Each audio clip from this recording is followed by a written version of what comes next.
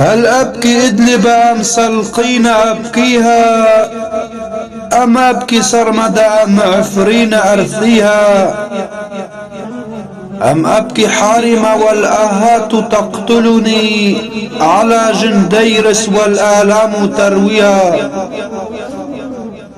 قف بترمانين بات الحزن يسكنها، هنا ولدان دم يجري في مآقيها.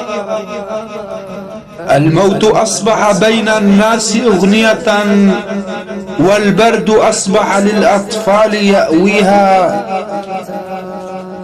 وطفلة الموت تنخي العرب قاطبة، والموت يأخذ منها كل أهليها.